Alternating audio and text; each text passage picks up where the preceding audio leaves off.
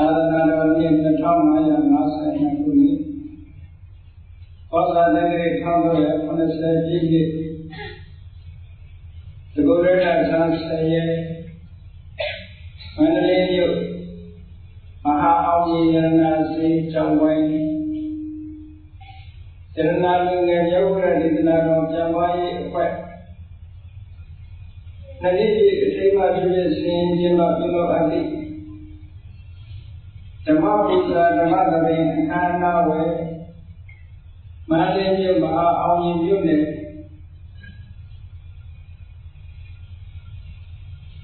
ဤကဘုရားများအာယေရှု၍အဂတိဥလိကေအမှုထားဖြင့်မန္တလေးစေရွှေပန်းလေအထီဆိုင်ဥဝင်းမြင့်ခြေတော်ပြမမတတိမကေခိုင်ခြေဖြစ်တဲ့ဇပန်မကုတုခြေမရှိမွန်ခြေမိသားစုတို့၏အမတဒါနဓမ္မဒါနဖြစ်ဖြစ်ဟောကြားအပ်သောစိတ်၏အတွေ့အကြုံတရားဒေသနာတော်ဒီကနေ့ညဓမ္မသဘင်ခန္ဓာကိုဆွေဘုရားရခင်ရှင်တော်မြတ်ဗျာ၏မဟာကရုဏာတော်အာယုပြုပါတည်ကျူးခွဲဆိုအပ်သောဝန္ဒနာပဏာမအဘိဓဂါထာကိုယေရှုပူဇော်ခြင်းဖြင့်စတင်ကြရအောင်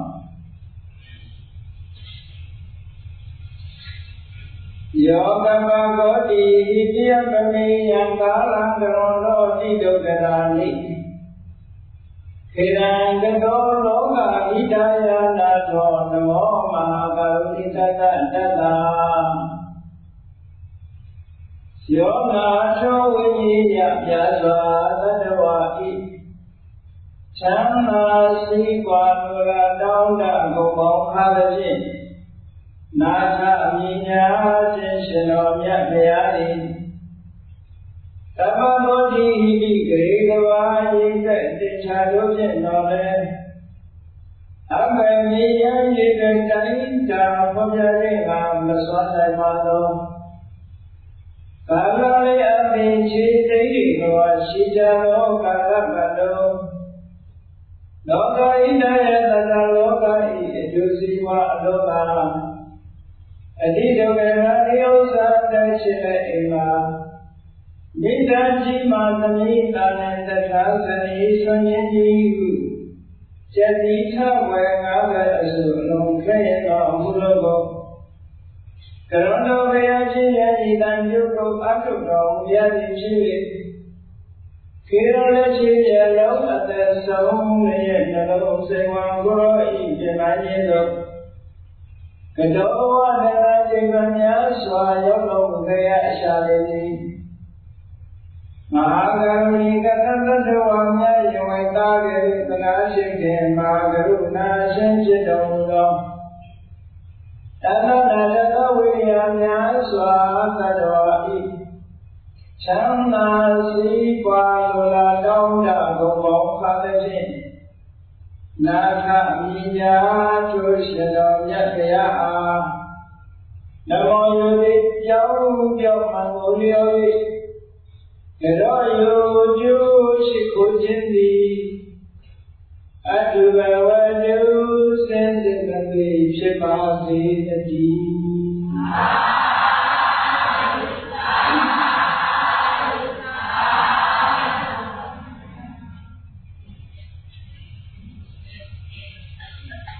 စိတ်အတွေ့အကြုံလို့ဆိုတော့ဒီကောင်းစဉ်ကိုကြည့်လိုက်လို့ရှိရင်စိတ်နဲ့အတွေ့ဆိုတာဆောင်ရွက်မှုချင်းမတူဘူးစိတ်ကတခြားအတွေ့ကတခြားဆိုတဲ့အတိတ်ပဲလားစိတ်ကအတွေ့လို့စိတ်အတွေ့လို့ပြောလိုက်တာနဲ့ကြိုင်တဲ့လောကလူတွေကချင်းမြင်ကြတာစိတ်နဲ့တွေးရတဲ့တူပဲလို့ဒီလိုအောင်းမိနေကြတယ်သို့တော့စိတ်အတွေ့အကြုံလို့အဘိဓမ္မာသဘောကိုသိချာကြည့်မယ်ဆိုလို့ရှိရင်အာယုံကိုသိတတ်တဲ့စိတ်ကလေးကတစ်မျိုး ထိုစိတ်မှာပြီးတယ်ပြီးတော့ဖြစ်ပေါ်လာတဲ့စေတနာဆိုတဲ့သဘာဝတရားတွေကတစ်မျိုးလို့စိတ်စေတသိက်တစ်မျိုးခွဲခြားပြီးတော့ပြောတဲ့အခါမှာစိတ်ရဲ့အတွေးဆိုတဲ့ကဏ္ဍလုံးထဲမှာအတွေးဆိုတာစေတသိက်တစ်ခုရဲ့နာမည်ပဲလို့ဒီလိုအောင်ရမှတ်ရတယ်နော်အဲ့တော့စိတ်ရဲ့အတွေးလို့ဆိုတာဟာစိတ်ကဆောင်ရွက်တာတော့မဟုတ်ဘူးစိတ်ရဲ့အတွေးဆိုတာအားလုံးဘုရားဘာသာဝင်သူတော်တွေကတော့အတွေးဆိုတဲ့စကားလုံးကိုပါဠိဘာသာအားဖြင့်အနည်းဆုံးပြောရင်ဝိတက်ညာဝိတက်တရားလေလို့အိပ်မပြောဘူးတဲ့လူကြီးတွေပြောလို့ကြားမှုကြတယ်နော်ဝိတက်ဆိုတာအတွေးကိုပြောနောက်မဲ့ခင်ရှင်ပါရမှာကြည့်လိုက်မယ်ဆိုရင်လည်းသမ္မာသင်္ကပ္ပဆိုတဲ့နာမည်နဲ့ဟောထားတာရှိတယ်မှန်ကန်စွာတွေးတောစေခြင်းမှုမှန်ကန်စွာတွေးတောခြင်းဆိုတဲ့သမ္မာသင်္ကပ္ပဆိုတာပါအဲ့တော့သင်္ကပ္ပဆိုတာနဲ့ဝိတက်ဆိုတာနဲ့ဟာစကားလုံးချင်းမတူပေမဲ့သဘာဝတရားတစ်ခုတည်းကိုပေါ်ပြတာအချင်းတူပဲဝိတက်ကိုပြောတယ်အဲ့တော့ဘုန်းကြီးတို့တွေရဲ့စိတ်မှာအတွေးတွေရှိတယ်လို့စိတ်ကတခြားအတွေးကတခြားဒီလိုပဲခြားပြီးသိဖို့လိုတယ်နော်မှန်ပါဗျာအဲ့ဒီကြတော့စိတ်ကိုရှင်းချအောင်လုပ်တဲ့အခါမှာတချို့အတွေးတွေကိုထိန်းချုပ်ပေးဖို့လိုအပ်တယ်တချို့အတွေးတွေကိုအားကောင်းအောင်လုပ်ပေးဖို့လိုအပ်တယ်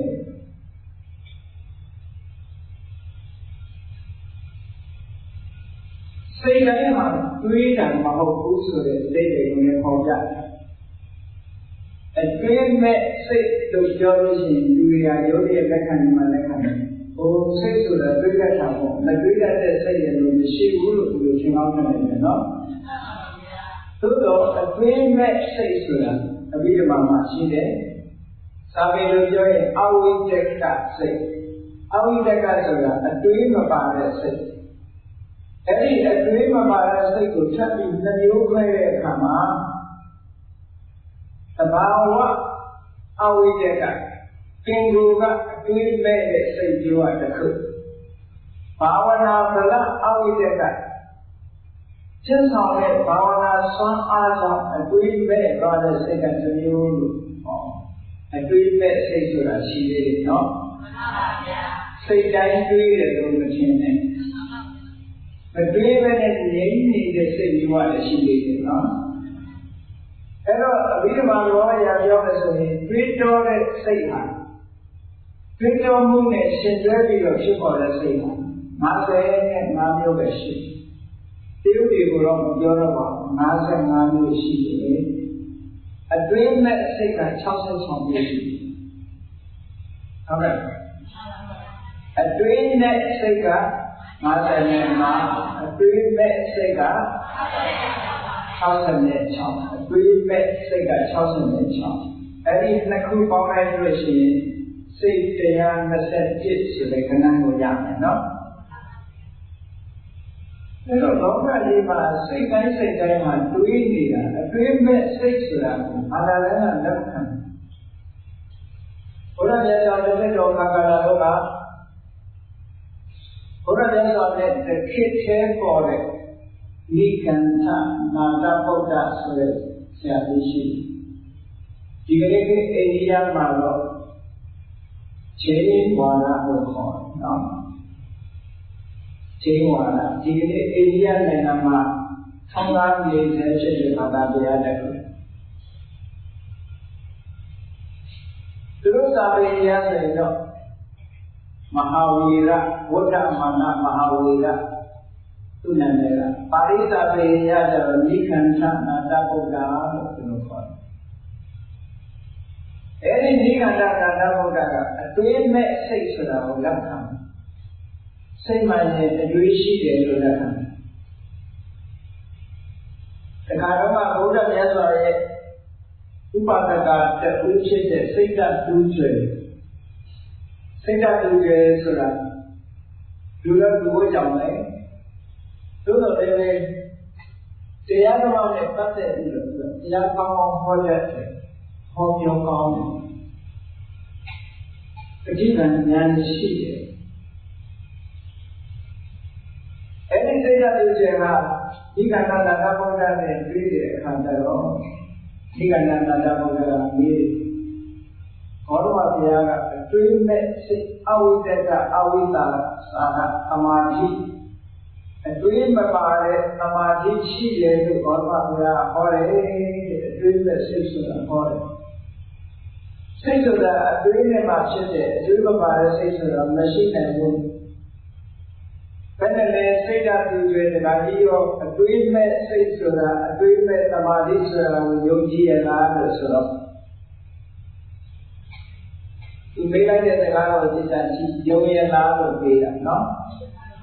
ယုံကြည်ရလားလို့မေးတဲ့အခါကျတော့စိတ်ဓာတ်တွေကဘာပြောလို့ဆိုအတွေးမဲ့စိတ်ရှိတယ်ဆိုတာသူမယုံပါဘူးတဲ့အခါမယုံပါဘူးလို့ပြောတဲ့အခါကျတော့ဒီကတ္တနာဘုရားကခေါင်းလေးမော့ခါလေးကော့ပြီးတော့ဘာပြောလို့ဆိုကြည့်ခေါရမရဲ့တတိသားဖြစ်တဲ့ဟောဒီစိတ်ကသူရွယ်လာကောင်မှအတွေးမဲ့စိတ်ဆိုတာလက်မခံဘူးသူမယုံဘူးလို့ပြောနေတယ်သူကြောက်အောင်ပြောတယ်သူစကားမှတ်နေပေါ့အဲ့ဒီကမှာစိတ်ကသူရွယ်ကဘာရှင်းကြတယ်ဆိုလို့ရှိရင်သူကိုယ်တိုင်ဟာတဲ့ဒုတိယသံတတိယသံသုတ္ထသံဆိုတဲ့အဝိဇ္ဇာဖြစ်စဉ်တွေကိုကြည့်ပြီးတော့ဒီသံတွေကိုရရှိထားလို့ဒီတမာရီမျိုးတွေသူကိုယ်တိုင်အကျဉ်းချင်းရောက်ရှိရရှိခံစားတာဖြစ်တယ်။ဒါကြောင့်မို့လို့အတွေးမဲ့သမာဓိအတွေးမဲ့စိတ်ဆိုတာ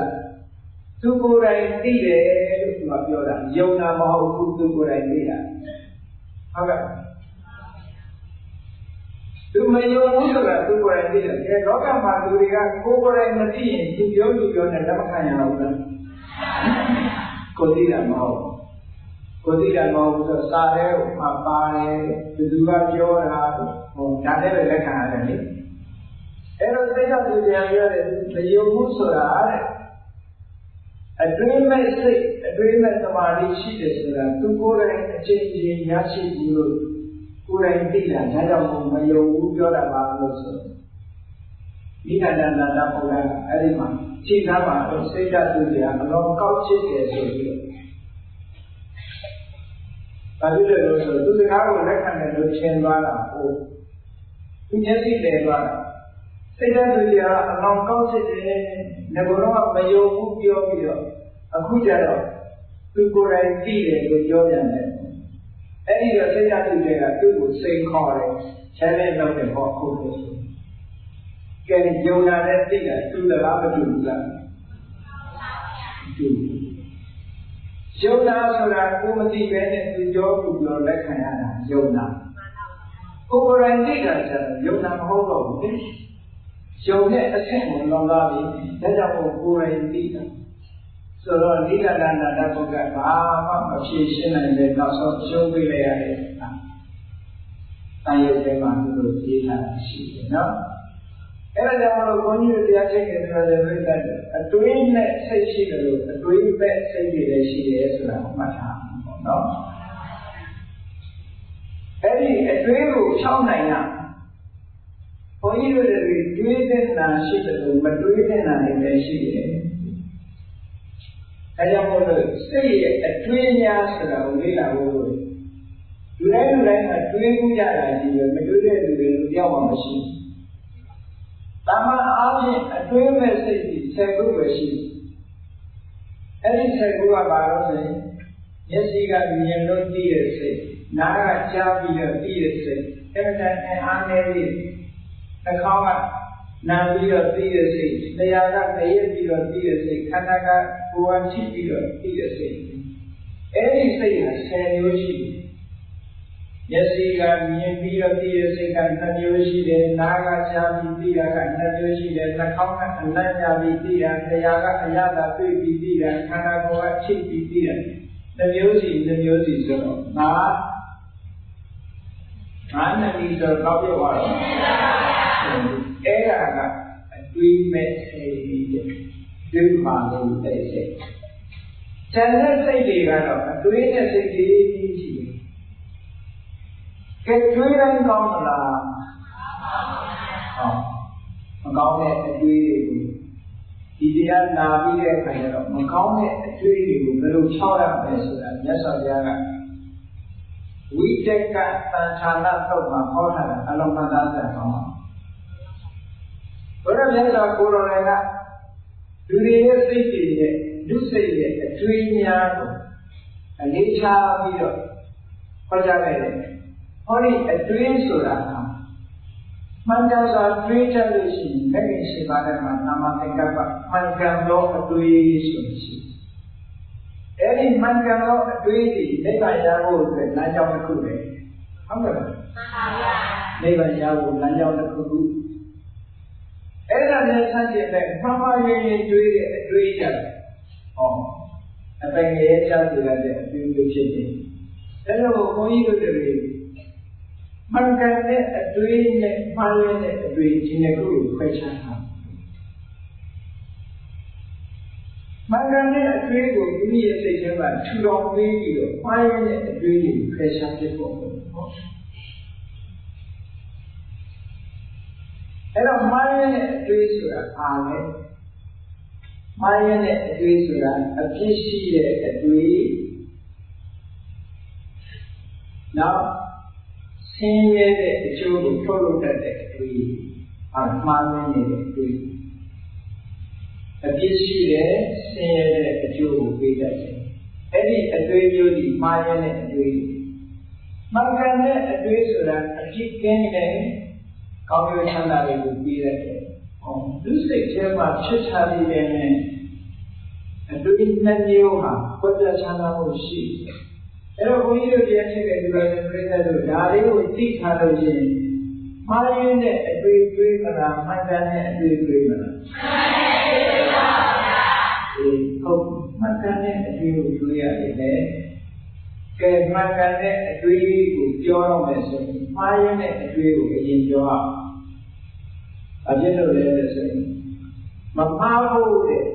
အမှန်လို့ဖို့တဲ့ကိုအရေးကြီးတယ်ရသော်ဘုရားကလမ်းညွှန်တဲ့အခါမှာမလိုက်ရမယ့်လမ်းကိုအရင်ညွှန်တယ်လိုက်ရမယ့်လမ်းကိုနောက်မှညွှန်ဒါမှလည်းသိပြီးတော့ဒီစနေဘောဖြစ်တဲ့သဘာဝကျဘာဖြစ်လို့လဲဆိုတော့မလိုက်ရမယ့်လမ်းကိုအရင်ညွှန်ဖို့ပို့ပြီးတော့အရေးကြီးတယ်လားမလိုက်ရမယ့်လမ်းကိုလိုက်လို့ရှိရင်ဒုက္ခအကြီးကြီးရောက်လာမှာဟောလိုက်ရမယ့်လမ်းကိုမလိုက်လို့ရှိရင်အစင်ပြေရုံပဲရှိတယ်ဒုက္ခကြီးခုနကတော့မရောက်နိုင်ဘူးအဲကြောင့်မင်္ဂလာတော့ပါရှိတယ်အတေဝနာသဘာဝနာမဏိတမေသတေဝနာမပေါင်းရဘူးဆိုတာကိုအရင်ပြောတယ်ပြီးတော့မှပေါင်းရမယ်ဆိုတာကိုပြောတယ်မပေါင်းလို့ရတာပို့အရေးကြီးဆိုတော့အစာအာဟာရတစ်ခုပါအစာတစ်ခုကအစိတ်ရှိနေတယ်အစာတစ်ခုကအစိတ်မရှိဘူးသို့တော့ခန္ဓာကိုယ်ကိုအကျိုးမပြုဘူးအဲ့ဒီနှစ်ခုမသိလို့စားမဲ့ပုဂ္ဂိုလ်ဘယ်မှာကိုအရင်တားဖို့လိုအပ်တယ်စိတ်ရှိတဲ့အစာကိုမစားမိဖို့ဆိုတာဒါကိုအရေးကြီးတယ်ခေါင်းကအစိတ်မရှိတဲ့အစာကအကျိုးမပြုရုံပဲမပြုမှာဒုက္ခရောက်မသွားနိုင်ဘူးအစိတ်နဲ့စိတ်ရှိတဲ့အစာကိုစားပြီးရင်ချက်ချင်းဒုက္ခရောက်သွားနိုင်တော့ကြောင့်မလုပ်ရမယ့်ဟာကိုအရင်ပြောရတယ်ဒါအရေးကြီးလုပ်ရမယ့်ဟာကိုနောက်မှပြောရအောင်ဒါကြောင့်မို့လို့မြတ်စွာဘုရားဟောတဲ့ဒီနတ်တိုင်းပဲမတွေးရမယ့်အတွေးတွေကပါနေပါလေဆိုတာစဉ်းစားကြည့်ရအောင်သံဃုပ္ပအန္တိတလောဘနဲ့တွေးတဲ့အတွေးလောဘနဲ့တွေးတဲ့အတွေးတွေမှန်တရားကောင်းတဲ့အတွေးမဖြစ်ပါဘူးလူတွေကတော့သင်္ကောင်းသင်တယ်လူဆိုတာလောဘတော့ရှိတာပေါ့လောဘနဲ့တွေးလို့ရှိရင်ကောင်းကျိုးချမ်းသာတွေရနေတယ်လို့ဒီလိုစိတ်သင်္ကောင်းထင်နေတယ် သို့သောလောဘနဲ့တွေးတဲ့အတွေးဒီကောင်းကျိုးချမ်းသာပေးတာတဲ့အဆိုးကြီးပုံများတယ်အဲ့ဒီလောဘနဲ့တွေးတဲ့အတွေးကိုစာပေလိုပြောရင်ကာမဝိတ္တလို့ခေါ်တယ်ကာမဝိတ္တဆိုတာကာမဆိုတာလိုချင်စရာအာယုန်တွေကာမထိုလိုချင်စရာအာယုန်တွေကိုလိုချင်တဲ့လောဘဆိုတာနဲ့ရှင်သွဲလာတဲ့အတွေးဒီမတွေးရမယ့်အတွေး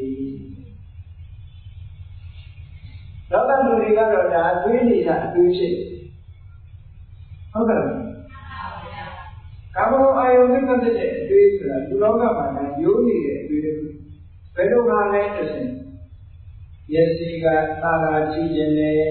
နားကအာရတဲ့အတံလေးကိုနားထောင်ခြင်းနဲ့နှာခေါင်းကပွေ့ကြိုင်တာလေးကိုလမ်းရှုခြင်းနဲ့တရားကအရသာရှိတာလေးကိုစားခြင်းနဲ့ခန္ဓာကိုယ်ကအထီးတွေ့အာရတဲ့အရာလေးကိုထိတွေ့ခြင်းနဲ့လို့ဟောဒီအတွေးလေးတွေတွေးနေတာကိုကာမဝိတ္တကာမအာယုန်နဲ့ပတ်သက်တဲ့အတွေးလေးဒီအတွေးကအဖြစ်ရှိတယ်လို့ပြောတယ်။ဘာဖြစ်လို့အဖြစ်ရှိတယ်လို့ပြောတော့ဟောဒီအတွေးတွေးနေတဲ့ပုဂ္ဂိုလ်ကြီးအနည်းဆုံးအသိဉာဏ်မဖြစ်ပေါ်ဘူး။ဒါအနည်းဆုံးအဖြစ်။အုံနောက်မှာတရားပြောမယ်ဆိုရင်အုံနောက်မှာ block ဖြစ်သွား။အသိဉာဏ်မလာနိုင်ဘူး။အဲ့ဒီအတွေးတွေးလို့ရှိရင်မှန်ကန်တဲ့အသိဉာဏ်လည်းမရနိုင်ဘူး။ဒါကြောင့်ကာမိသန္တာဆိုတာဒီဝရဏကိုခေါ်တယ်။လောဘနဲ့ရှင်တွဲလာသည့်အတွက်ကြောင့်ဒီအတွေးဟာလည်းလောဘနဲ့ရှင်တွဲနေတဲ့အတွေးဖြစ်သည့်အတွက်ကြောင့်ကာမလောဘဆိုတဲ့သဘာဝတရားဟာဒီဝရဏတောင်းတဲ့တရားတွေကိုမဖြစ်ပေါ်နိုင်အောင်စုပ်ပိတ်ပြီးထားရတယ်။ဒါမှမဟုတ်ပညာရဒုက္ခရိကရဏောအသိပညာတွေအားနည်းသွားစေတဲ့ဉာဏ်ပညာတွေကိုအပြုတ်သွားစေတဲ့ဒီတွေးတွေးနေလို့ရှိရင်ဒါအနည်းဆုံးအဖြစ်ဟုတ်ကဲ့အသိပညာရဖို့ရကအတ္တမအရေးကြီးတယ်အသိပညာမရနိုင်အောင်ဟောဒီလောဘကအပြုတ်သွားစေတာမဟုတ်ဘူးကိုဒီဝေဒနာအဲ့ဒီလောဘနဲ့တွေးလာတဲ့ရှင်းလာတဲ့အတွေးဟာလည်းပဲအသိဉာဏ်ကိုအားပြောစီတာပဲ။ဒါကြောင့်မို့လို့ကာမဝိတ္တလို့ဆိုတဲ့လောဘနဲ့ရှင်တွဲလာတဲ့အတွေးဒီမတွေးရမယ့်အတွေးပါဒီအတွေးကိုမထိတ်ချုပ်နိုင်ဘူးဆိုရင်မဖြစ်နိုင်တော့မထိတ်ချုပ်နိုင်လို့ရှိရင်ထိုလောဘကြီးကြီးထွားလာပြီးတဲ့အခါကျနောက်ဆုံးမှာရာဇဝမှုတွေကျူးလွန်လာတဲ့ကြည့်ကိုယ်ပစ္စည်းတွေမှာကသင်္ကြန်ပစ္စည်းကလိုချင်တယ်ဆိုတာဖြစ်အောင်ဖြစ်လာတယ်။နောက်ကမှာဒီလိုချင်တဲ့လောဘတွေကအတွေးကြောင့်ရှင်သန်ထားဆိုင်လာတာဖြစ်တယ်။တွေးပြီးပို့လိုချင်လာနေတယ်။ဟုတ်ကဲ့။စဉ်းစားပြီးလောဘကအရှိန်တက်နေစဉ်းစားပြီးလောဘအရှိန်တက်လာနေတယ်။ဒါကြောင့်ဒီအတွေးချင်းဒီအဝိဇ္ဇအပြစ်ရှိတဲ့ဒုက္ခဝိပါကဆင်းရဲတဲ့အကျိုးတွေကိုပေးဒုက္ခလို့ဆိုတဲ့နေရာပြဿနာတွေခက်ခဲတွေကြုံရတဲ့ဓာတ်ဆိုတော့နော်အဲ့ဒါတွေကိုဖြစ်ပေါ်စေနိုင်တဲ့ဒါကာမဝိတ္တခေါ်စာပြီးရတယ်လောဘနဲ့ရှင်သက်လာတဲ့အတွေးမျိုးဟာမတွေးလိုက်တဲ့အတွေးတစ်ခုအဲတစ်ခုမှလောဘနဲ့ပတ်သက်လာလို့ရှိရင်ပစ္စည်းလိုချင်မှုပုဂ္ဂိုလ်နဲ့ပတ်သက်ပြီးခင်မင်မှုစသဖြင့်လောဘနဲ့ရှင်သွဲလာတဲ့အတွေးမှန်တရားတွေကောင်းကျိုးချမ်းသာတဲ့ဆင်းရဲဒုက္ခအကျိုးပေးတယ်။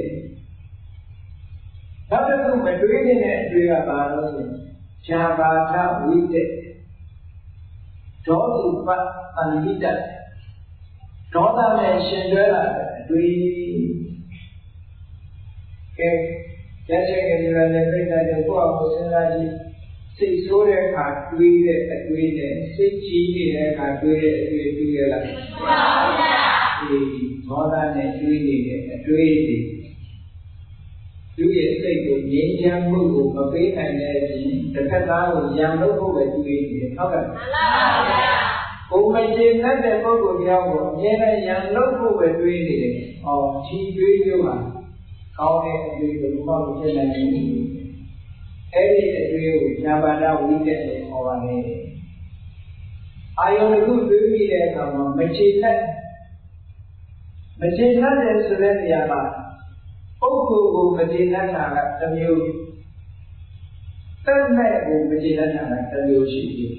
။လူရဲ့စိတ်ဟာအလုံးဆန်းကျယ်တယ်။တက်ရှိကိုမကျေနပ်တာဖြစ်တယ်လို့ပဲတက်မဲ့ပေါ်မှာလည်းမကျေနပ်ဖြစ်တတ်သေးတယ်နော်။ဒါကြောင့်မို့လို့အာကာဒဝတ္ထု9မျိုးလို့ဆိုတဲ့အချိန်မှာ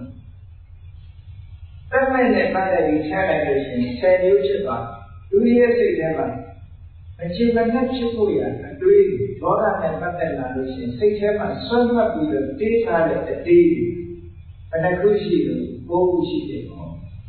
တက်ရှိနေတဲ့ပတ်သက်လာရင်9ခုရှိတယ်9ခုကိုအလွယ်မှတ်ဖို့ရပြောမယ်ဆိုလို့ရှိရင်ဒီပုဂ္ဂိုလ်ဟာငါရဲ့အကျိုးမဲ့ကိုအရင်ကလည်းလုပ်ခဲ့တယ်အခုလည်းလုပ်နေတယ်နောက်လည်းလုပ်အောင်မှာပဲဒေါသနဲ့တွေးတဲ့အတွေးကအဲ့လိုက်တွေးရတော့ဒီသူဟာငါရဲ့အကျိုးမဲ့ကိုအရင်ကလည်းလုပ်ခဲ့တယ်ငါအကျိုးမဲ့ပြည့်စည်အောင်အရင်ကလည်းလုပ်ခဲ့တယ်အခုလည်းလုပ်နေတယ်နောက်လည်းလုပ်အောင်မှာပဲမကျေနပ်ဖြစ်တယ်ဒါကတော့ခုဖြစ်သွား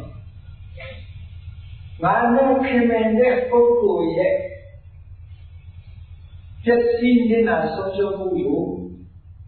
အကျိုးမဲ့တွေကိုအရင်ကလည်းလုပ်ခဲ့တယ်အခုလည်းလုပ်နေတယ်နောက်လည်းလုပ်မှာပဲဒါကတော့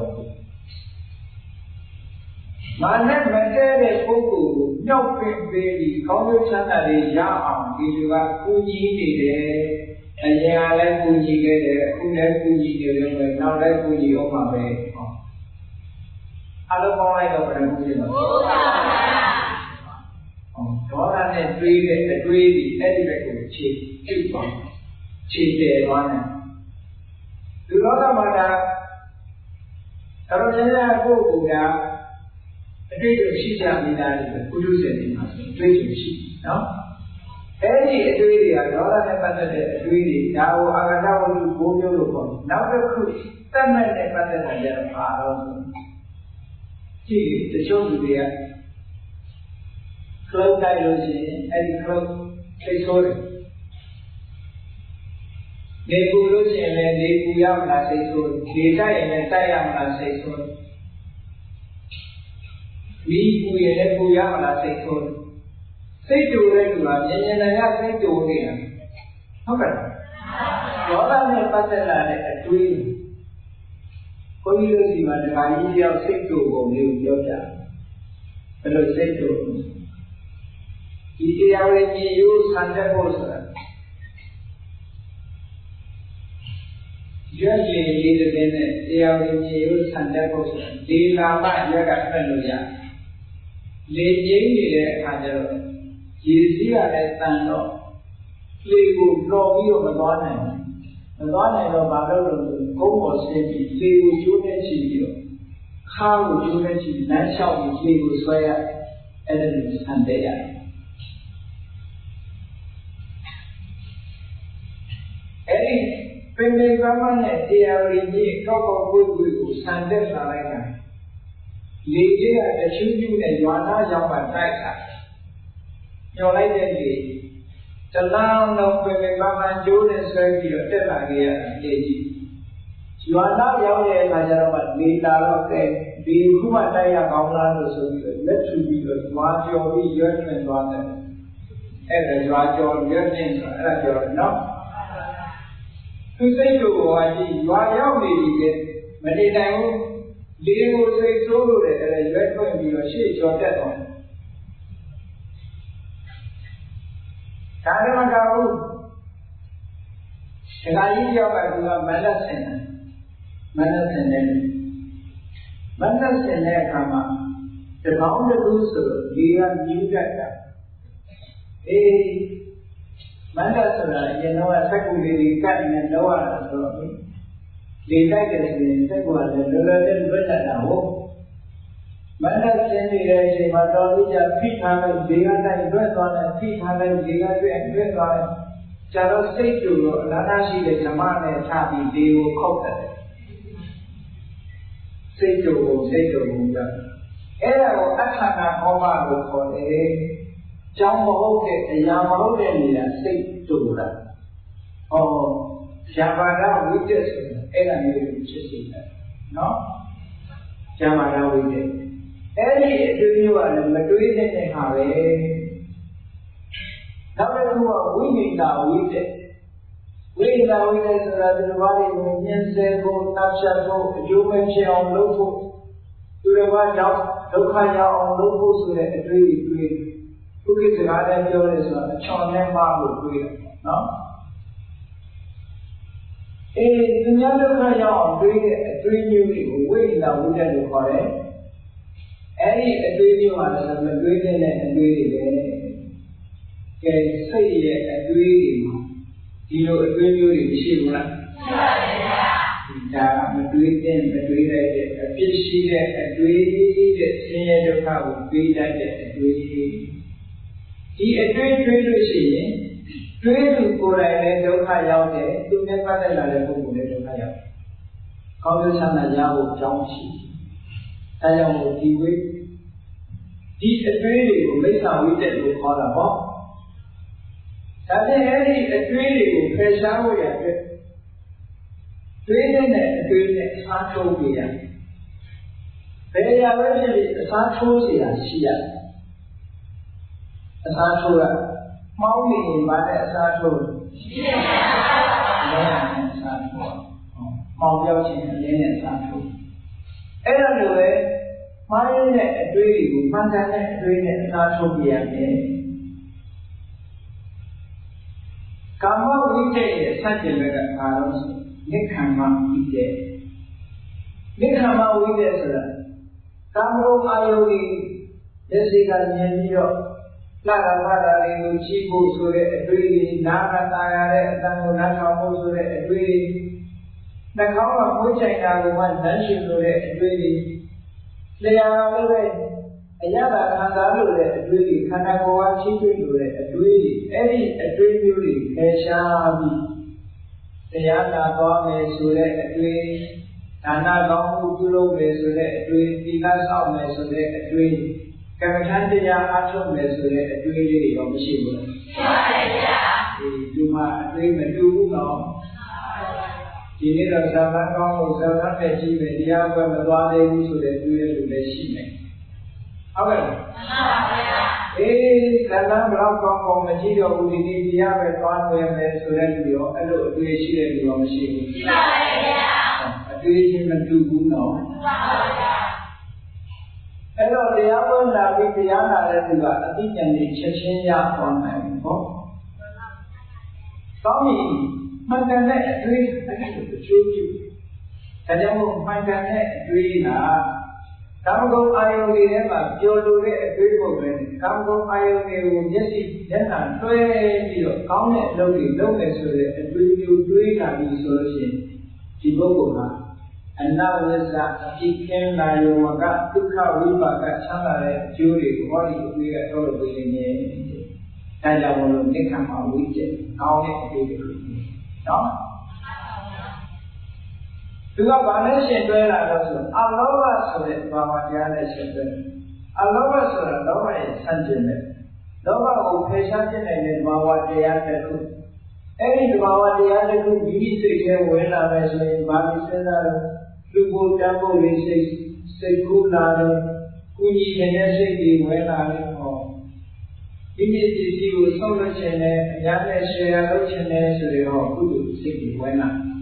generasi itu orang, era itu orang, era kan ni kamar wujud. Kalau tujuan ni tujuan juga, makanya tujuan juga balas. Aja pada wujud, kita ni sila ni tujuan. Kalau mudi ni tujuan ni. Dunia mahu tidak, terbawa dia ikat ni, komando mahu tidak.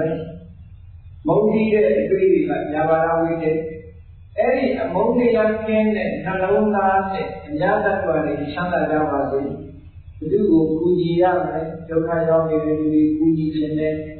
Konya Chana, Lula, so a tree like but Ijamula. Bitane, three, Azavaga, we get it.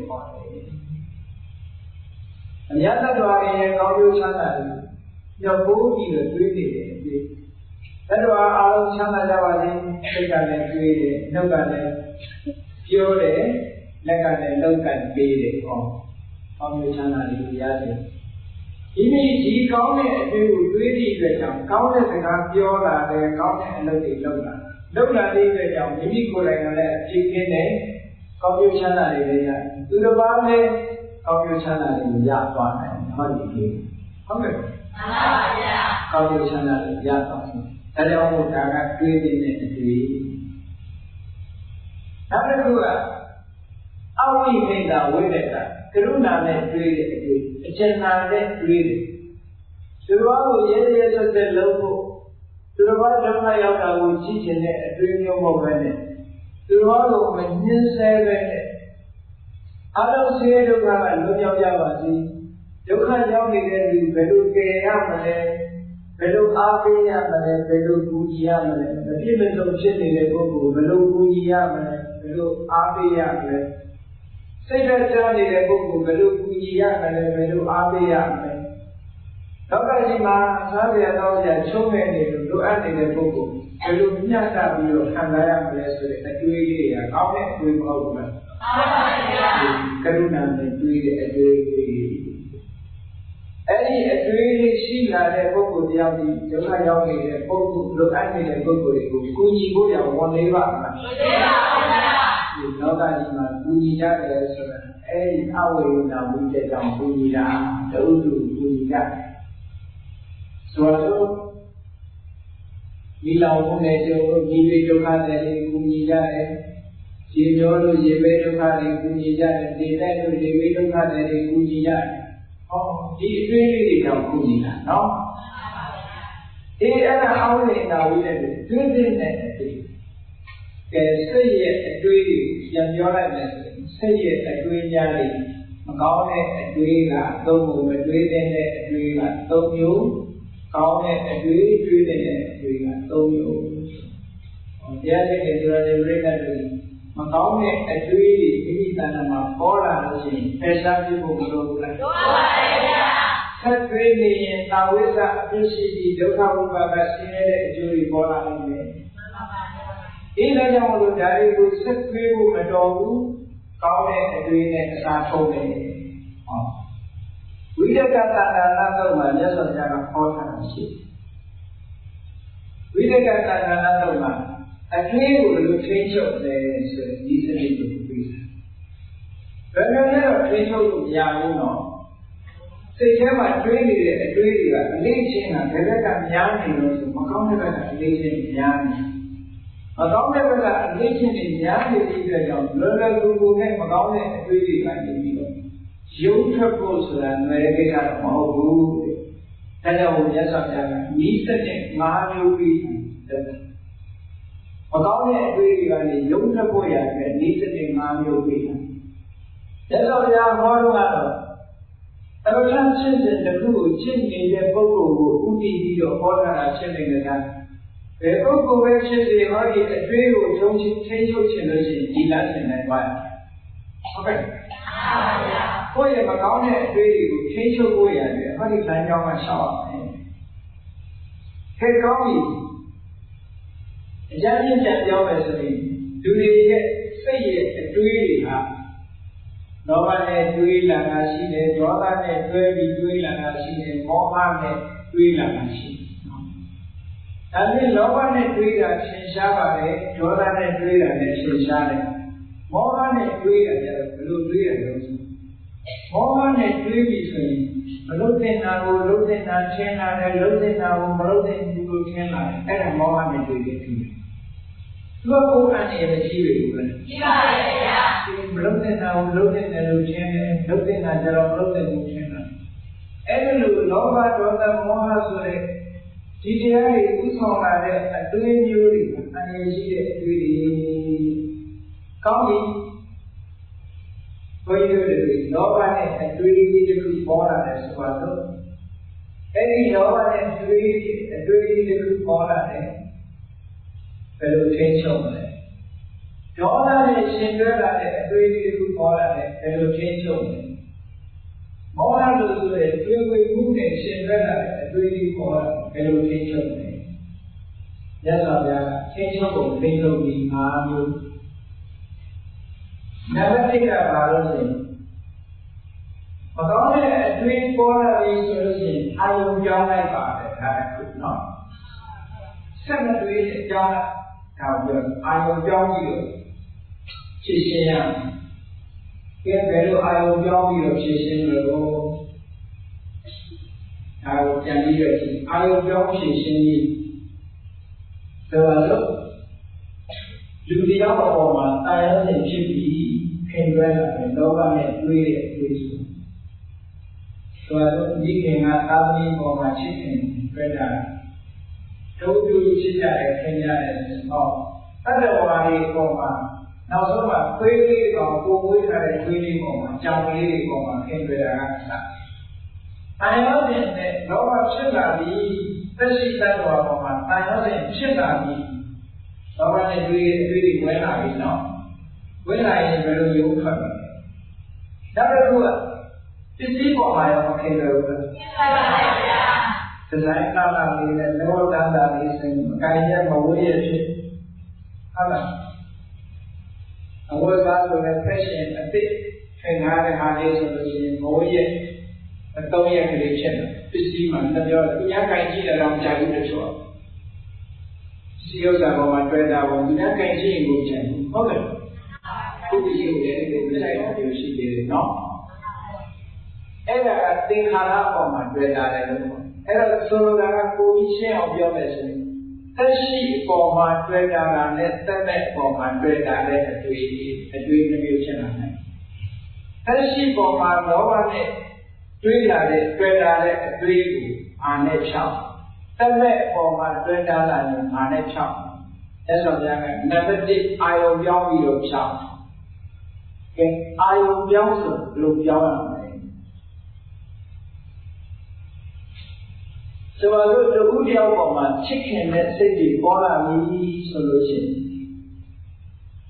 ရင်ရသော်ဗျာကပါပေးလို့ရှိရင်အတုပကမ္မထာနဲ့ဖြောင်းအောင်အတုပဆိုလို့ရှိရင်မြန်မာပြည်မှာတော်တော်နားလည်နေအတုပဆိုမတာချတာအောင်းပဲအဲ့ဒါလိုပြောတာမဟုတ်ဘူးနော်အတုပနဲ့ချောင်းတဲ့ဆိုတာဥပမာပဲလူတယောက်ပေါ်မှာလှတယ်ချောတယ်လို့တွေ့တာလာပြီဆိုလို့ရှိရင်မလှဘူးမချောဘူးရုံစရာကောင်းတာတွေတွေ့ပါဒါပြောတယ်အဲ့ဒါဆိုလို့ရှိရင်ဒီအတွေ့ကထွက်သွားနိုင်တယ်ဆိုတော့လူတယောက်ပေါ်မှာတန်ရုံးစဉ်ရှိဒီသားမှာအောင်မင်းတွေ့တာနေတာကစနေကိုတွေ့တာလားမွေးရင်းကိုတွေ့တာလားခြေသေးလက်သေးကိုတွေ့တာလား32ခေါ်တာဖြတ်ချကြည့်လိုက်လူပုံသဏ္ဍာန်ကြောက်သွားဆံပင်ဝိညာဉ်ခြေသေးလက်သေးသွားအရင်အသားအကျော်အယိုးဖြစ်နေ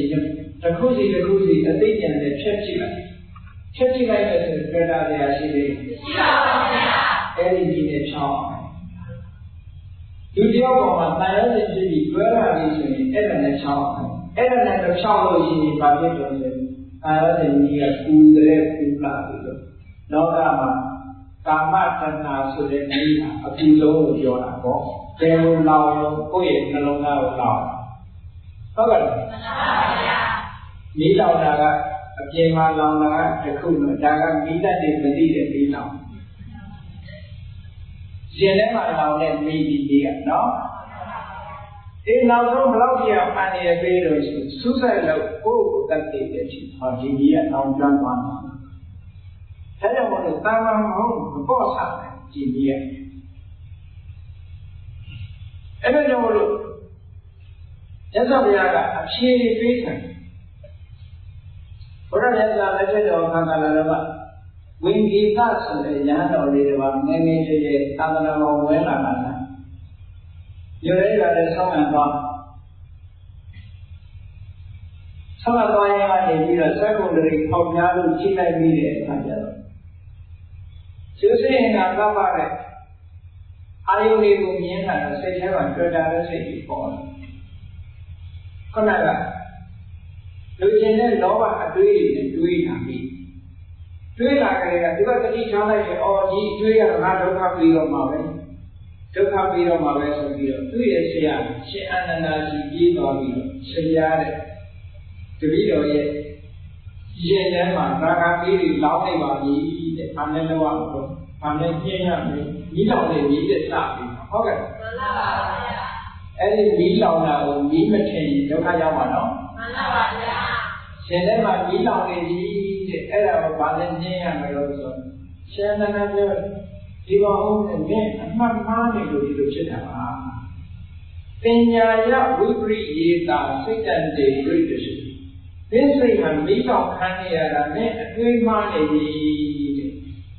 အတွေးမှားတယ်ဆိုတာမလာတာကိုလာတဲ့ချိန်မှာအဲ့ဒါအတွေးမှားတာဟုတ်ဘလာဘူးရောစရာကောင်းတယ်သူရဲ့ခန္ဓာကိုယ်ဟာတော့ရောစရာကောင်းမလဲဆိုတာကိုယ့်ကိုမညာမတာကြည့်အဲ့ဒါမိုးနေလို့ရှိရင်တော့ပိုင်းတဲ့ချိန်ဝင်ဟုတ်ဘာလို့မျက်နှာသိရတယ်ပါတိုင်းရတယ်အငြိကြီးတွေဆွမ်းရတယ်အိဋ္ဌာရများရှိသေးတယ်ရှိပါဘူးဗျာ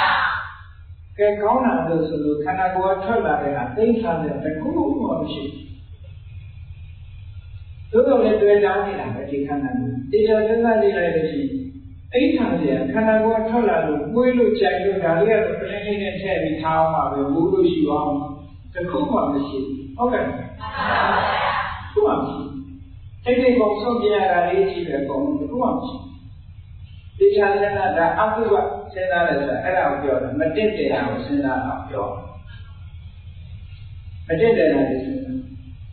ကြည့်လေလူတွေကထွန်းစားတဲ့အခါကျတော့မိသားစုကိုမိတ်ဆွေနိုင်ငံချင်းတွေနဲ့ကြော်ကြော်ပါပါစားကြတောက်ကြလူတွေကောင်မှအလှပပြင်းစင်ပြီးတော့စားကြတယ်မဟုတ်လားမှန်ပါဗျာစားပြီးတော့ဗိုက်ထဲရောက်တဲ့အခါကျတော့နောက်ဆုံးကျတော့အောက်တော့တစ်ယောက်သုံးယောက်မသွားတာတက်တယ်လို့လားမတက်တယ်လို့လားတက်တယ်ပါဗျာအနောက်ထင်ရှားတယ်ဒီအဲ့ဒီဟာနောက်ဆုံးအဆင့်ပြောလိုက်တာနောက်ဆုံးအဆင့်မဟုတ်ပဲအစာလေးတစ်ခုကပါဇက်ထဲမထည့်ခင်အချိန်လေးတော့တာတန်ရှင်းတယ်လို့သတ်မှတ်တယ်ပါဇက်ထဲထည့်ပြီးဒီဟောခါထည့်လိုက်ပြီးရော့အင်းစားလာဆိုဘယ်သူစားမလို့စားပါဗျာဒီမတိတဲ့ကလေးလေးတွေပဲစားကောင်းစားမယ်ပြီးရင်ဘယ်သူမှချက်ခင်ခွင့်ပြလို့စားမှာမဟုတ်ဘူးနော်ဘာဖြစ်လို့ညွန်လို့လားကြိုက်လို့လားညွန်ပါဗျာညွန်စရာကောင်းတဲ့စံမရှိချောင်းအဲ့ဒါတွေတွေးခိုင်းတာအတုဝပညာကအဲ့ဒါတွေကိုကြည့်ခိုင်းတယ်ဟောပါဇက်ထဲနဲ့ရောက်သွားလို့ခက်ကြီးတွေသင်ရှားတာကြည့်လိုက်ပါလူတွေရဲ့ပါဇက်ထဲမှာတွေးတွေရှိတယ်အမလေးပါဇက်ထဲမှာရှိတော့ဘူးမှမယုံဘူးမျိုးချနေကြတယ်ကိုယ်တွေကိုမယုံတွေးကလည်းတွေးကြည့်ပြီးပြန်တော့မလားဆိုရင်တော့ပါမလားတော့ပါဗျာဟုတ်ပါပဲကိုဟာချက်ချင်းကြီးလွတ်သွားတာနဲ့တကယ်နဲ့အတုပဖြစ်ပါဟုတ်ကဲ့ကောင်းပါကတွင်လေးနဲ့ကြည့်လိုက်ပါတော့အမလေးကောင်းပေါ်ကြတော့အယောင်မျိုးမျိုးဆိုးတယ်နော်အနက်ကနေပြီးတော့ရွှေရောင်လိုချင်တာနဲ့အနက်ကချီရောင်လိုချင်တာနဲ့နော်အယောင်မျိုးမျိုးဆိုးတယ်တပည့်ကိုအဲ့ဒီအယောင်မျိုးမျိုးဆိုးပြီးတော့တသားသာလုပ်နေတဲ့ဆိုရင်မွေးလေးတွေနဲ့သမင်းမကန်ထဲမှာတွေ့တယ်ဘယ်လိုလုပ်စားလာဖြစ်မှာဖြစ်ပါဗျာဟောတပည့်ကလည်းသူ့နေရာသူ့နေရင်တော့ဟုတ်တယ်ရောင်ရှိတယ်တခြားနေရာရောက်လာရင်သူကဆုံးဖြတ်ပစ္စည်းတွေပါသွားဘူးလားမှန်ပါဗျာကဲအဲ့တော့မတင်တယ်ဘူးဆိုတာမထင်ရှားဘူးမှန်ပါဗျာရှားတယ်လက်သေးလေးကလည်းလက်ပေါ်မှာရှိနေတဲ့အချိန်မှာအယောင်မျိုးစုံဆိုအနီးဆိုမျိုးစုံအမဲဆိုအရာဆိုရောင်မျိုးစုံဆိုလက်ပေါ်မှာကဲလက်ကနေပြီးချုပ်လိုက်တဲ့လက်သေးလေးတွေသိထားတယ်မှန်ပါဗျာသိထားတော့ဒုက္ခနာကိုလွတ်သွားတဲ့လက်သေးနဲ့အဲ့တော့လွတ်သွားတဲ့လက်သေးနဲ့လက်ပေါ်မှာရှိနေတဲ့လက်သေးဟာတူတူပါပဲတူတူပဲနိုင်ကြီးတူတူပဲဒီတိုင်းပဲသို့တော်လူတွေရဲ့စိတ်မှာကျတော့ပွားခြားပါပြန်ဟုတ်ကဲ့အဲ့ဒီသဘောတွေကိုဆင်ခြင်စဉ်းစားပြီးတာအာယုံပြောင်းတယ်လို့ခေါ်တယ် လူတယောက်ပေါ်မှာတန်ရောစင်ဖြစ်လာပြီဆိုလို့ရှိရင်အဲ့ဒီအာယုံကြောင်းတဲ့ဒီထွက်ပါ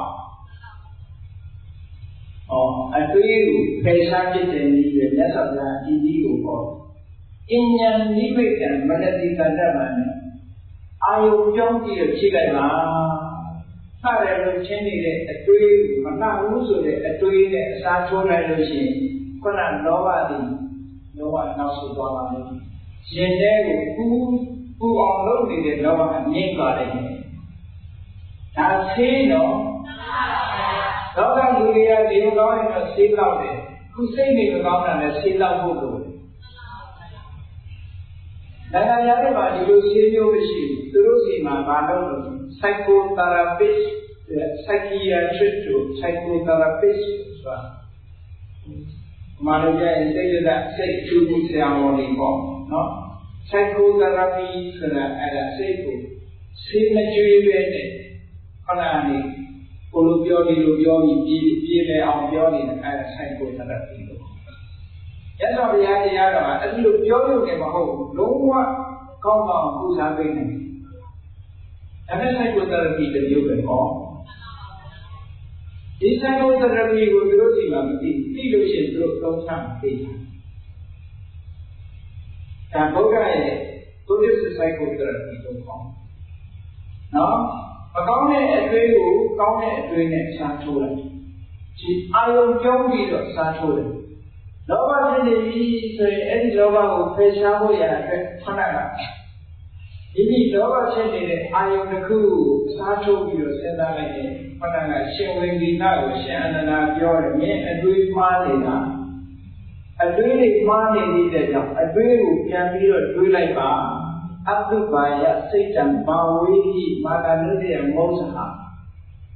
မဖြစ်တယ်ဘူးဆိုတဲ့အရာကိုသေချာစဉ်းစားပြီးကြည့်လိုက်ပါကြည့်လိုက်လို့ချင်းခုနကရင်ထဲမှာလောင်းနေတဲ့ကာမရာဂမီးငြိမ်းပါဆက်လောင်းလို့မရတော့အဲ့လိုမဟုတ်ရင်ဆက်လောင်းနေမှာပဲเนาะဒါကသက်ရှိတ attva ပေါ်မှာတန်ရောတဲ့နဲ့တွေးတဲ့အတွေးလောဘတွေဖြစ်လာရင်ဒီလိုဖြေရှင်းဒါပြင်တတ်မဲ့သင်္ခါရတွေသူကပဲလက်ဝဲလက်စားတို့အဝတ်အစားတို့အိုးအိမ်တို့စသဖြင့်ကိုယ်သုံးတဲ့ပစ္စည်းတွေပေါ်မှာတန်ရောတဲ့နဲ့သိချင်းကြီးလောဘတွေသိဖြစ်လာရင်ဘာနဲ့တောင်းလဲဆိုတော့ရသော်ကြအဲ့ဒါကြတော့မငြင်းဘူးတခဏလေးပဲသုံးရတာဆိုတဲ့အတွေးလေးနဲ့ဖယ်ရှားပြပါကြည့်လေဘလောက်ကောင်းတဲ့ဟာပဲဖြစ်ဖြစ်အဝတ်စားလေးတွေဝတ်တာဘယ်နဲ့မျိုးဝယ်ရမှာတော့ဟောင်းသွားဘူးလားဟောင်းပါဗျာပန်းလေးတွေတယူတရားနဲ့အပဒံလာတဲ့ပန်းလေးတွေရှိတယ်ပန်းဝဲချိုးဆိုင်တာခေါင်းပေါ်ပန်းတာဘယ်တော့ကြာမှာလို့ကြာအဲ့ဒါကိုတွေးလိုက်ပါတွေးလိုက်လို့ရှိရင်ခေါင်းကသူ့ပေါ်မှာတွေ့တာနေတဲ့တန်ရောစင်ကိုရွတ်ချအောင်ပါသိချာသူများအကိုင်ပခန္ဓာတို့ဘာလို့ဒီစိတ်တွေမရှိတော့ဒါမကြခင်ပြတ်သွားမှာပဲဆိုတာကိုသိနေပြီဟုတ်ကဲ့တာဝကလေးကအခိုက်အတန့်လေးပဲရှိတယ်အနိစ္စမမြဲဘူးဆိုတဲ့သဘောလေးကိုတွေးကြည့်ပါတဲ့ဒါလေးဟာဒီပန်းလေးကသာဝရလှနေမှာမဟုတ်ဘူးမကြခင်လေးတွေလွမ်းသွားမယ်မလွမ်းခင်ကအသုံးချပါပဲဆိုတဲ့အလေးပဲရှိဟုတ်ကဲ့အဲ့တော့မကန်ရဲ့တို့မတိရဲ့တို့မစားရဲ့တို့မဝရဲ့တို့ရှိအောင်မလားမရှိပါဘူးဗျာမရှိတော့ဘူးသင်္ခါရပေါ်မှာဖြစ်လို့ရှိရင်အဲ့ဒီဟာနဲ့ဖယ်ရှားပြပါဒါကလောဘနဲ့တွေးတဲ့အတွေးကိုဖယ်ရှားနေဒါကပဲဒေါသနဲ့မုန်းတိတဲ့အတွေးတွေတွေးတတ်တယ်သူကဒေါသနဲ့တွေးတဲ့အခါမှာလည်းမုန်းတာကသက်ရှိပေါ်မှာမုန်းတာဖြစ်တယ်လို့သက်မဲ့ပေါ်မှာလည်းမုန်းတတ်တယ်ကဲဒါပေမဲ့သက်ရှိပေါ်မှာမုန်းတဲ့စိတ်ပေါ်လာလို့ရှိရင်ဘာနဲ့တွေးလဲဘာနဲ့ဖြည့်ရှင်းမလဲဆိုရင်လက်ဆောင်ပြမေတ္တာပွားလိုက်တာသူကြိုးလိုလာတဲ့စိတ်ကိုထားနိုင်အောင်ကြိုးစားပါဟုတ်ကဲ့ဒီခံခြင်းခွင့်လွှတ်ခြင်းမေတ္တာထားခြင်းဖြစ်ကိုယ့်ရဲ့ရင်ထဲနှလုံးထဲမှာပူလောင်နေတဲ့ဇာပါကမိကိုငြိမ်းပါလို့ပြောအဲ့ဒါနဲ့ငြိမ်းခိုင်းတယ်ဒါနဲ့ဒါကသက်ရှိမှမေတ္တာထားနိုင်အောင်ကြိုးစားမေတ္တာရှိထားဖို့ဆိုတာလည်းလွယ်တာတော့မဟုတ်ဘူးနော်ကြည့်အမုန်းစိတ်က6ဖို့တော့ခက်အမုန်းစိတ်ဆိုတော့6ဖို့တော့ခက် ဖြောင်းဖို့တော်ခက်တဲ့အတွက်ကြောင့်အမုန်းစိတ်ချင်းချန်လာပြီဆိုလို့ရှိရင်မြတ်စွာဘုရားသုတ်တန်တဲ့ခုမှဒီပေးထားတာမေတ္တာပွားတဲ့မေတ္တာပွားလို့မရရင်ဘာလို့မလို့တဏှာလိုက်ပေါ့တဏှာလို့လည်းမရဘူးတဏှာလို့မရဘူးဆိုရင်ဘာလို့လဲကံကံကြီးအကျိုးတွေးလိုက်တဲ့သူလည်းသူကံနဲ့သူလာတာငါနဲ့ကံနဲ့မုန်းနေရောပါချင်းမှာဟုတ်လားသူကံကောင်းရင်ကျိုးကြီးပွားမှာပဲ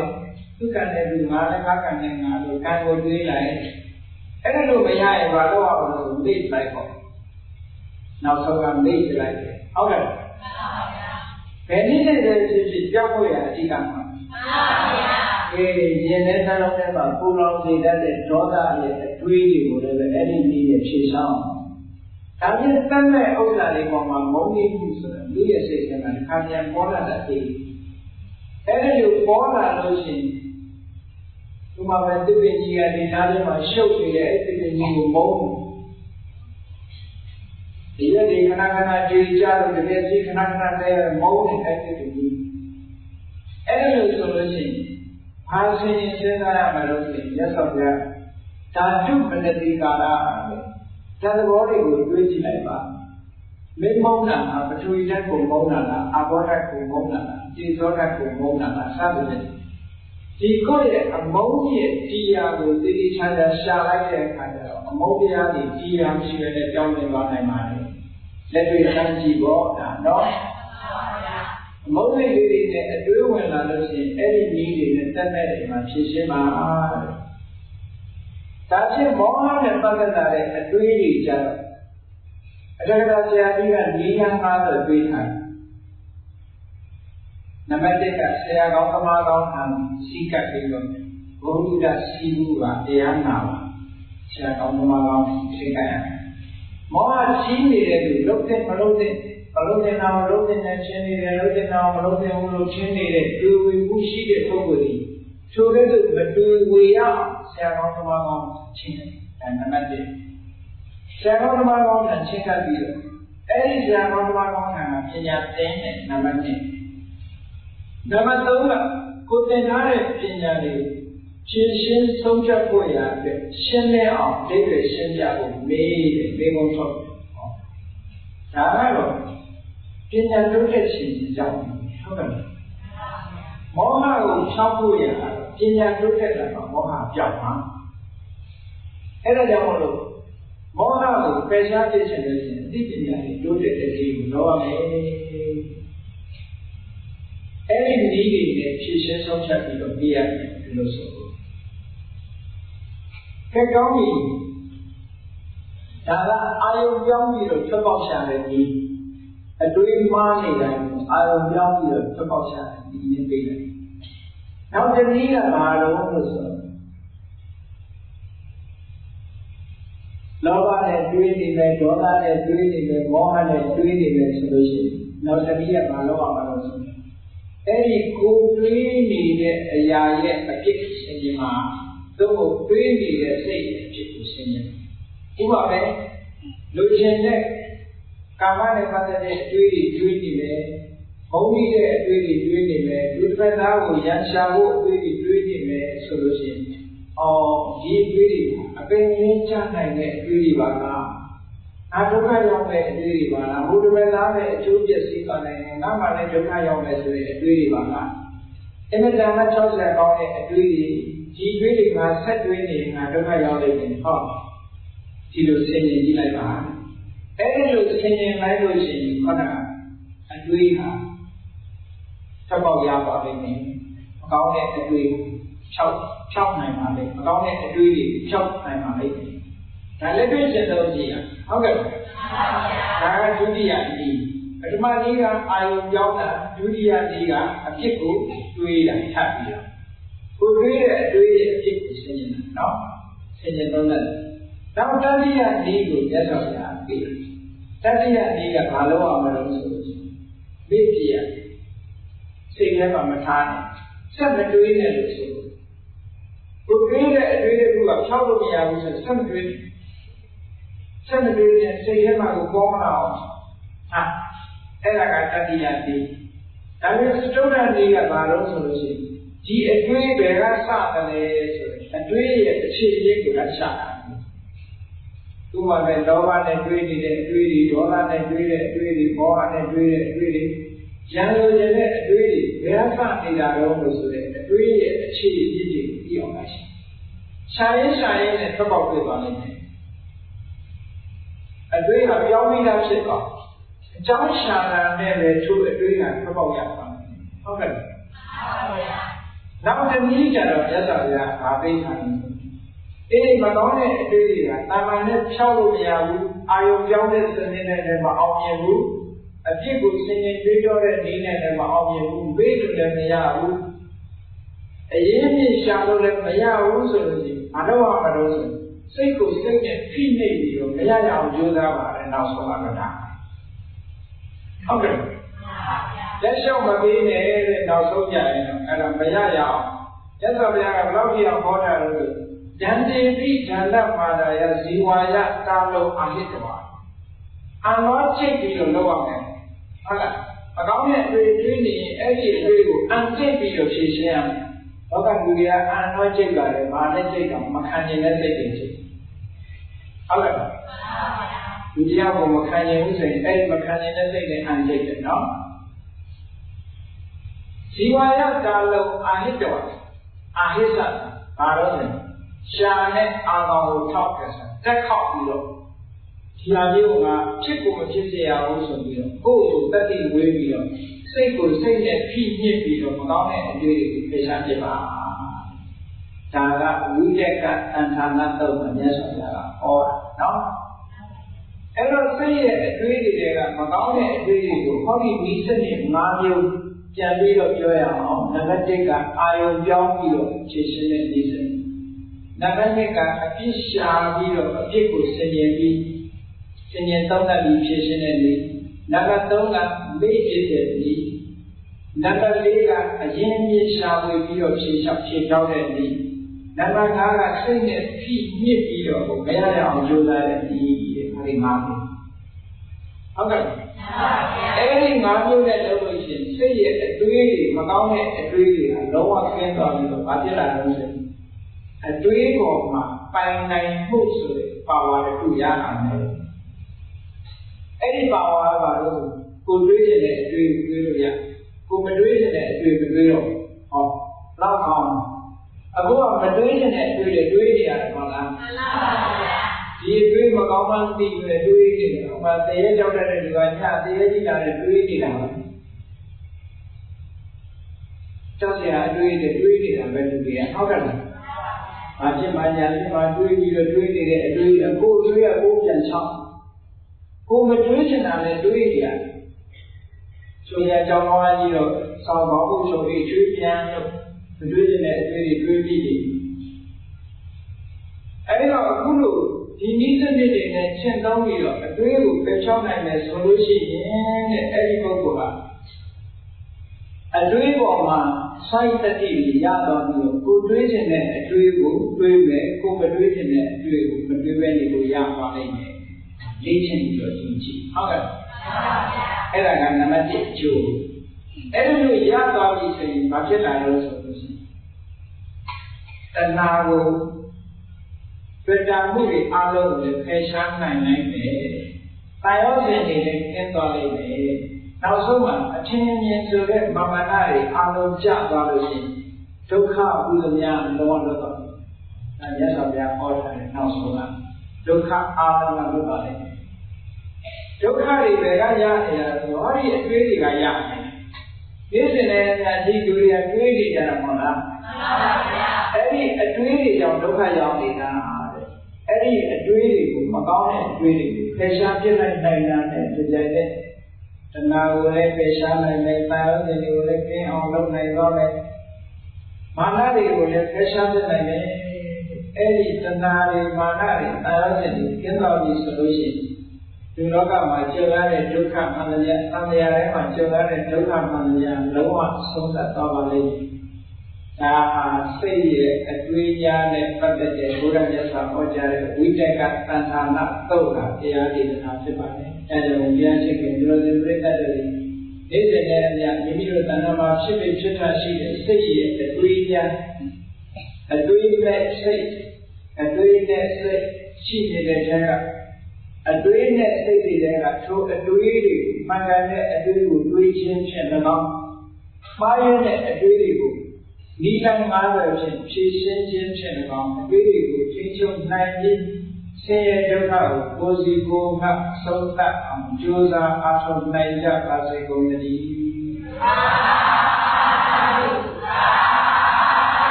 ဤမဲ့စိတ်ရဲ့အတွေးများတရားဝဲပြီးပါပြီ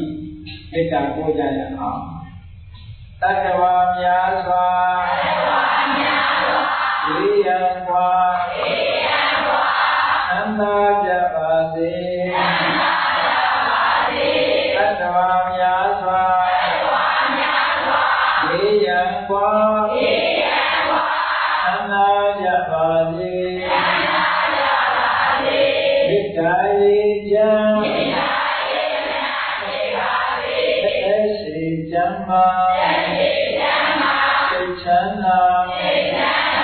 တို့ရဆန္ဒပြည့်ပါစေဩလန္တဒုက္ခသင်္ကစာမေတ္တာပုံနေတုသင်္ကမမနောတရတိတဝေတံဘဝယံတုသုကနကမေတ္တာပုံနေတုသင်္ကမစုပေါင်းကိုအမေတ္တာပြခုရောင်ယူပါဝင်ဝေလာမင်းနှင့်ရောင်ရင်ရှဲယုံပေါင်းဆောင်ရအခြင်းကြောင့်တဝေတံကျွမ်းမဲ့ဥဒ္ဒုံလုံးသူများစွာတတ္တဝါတို့၏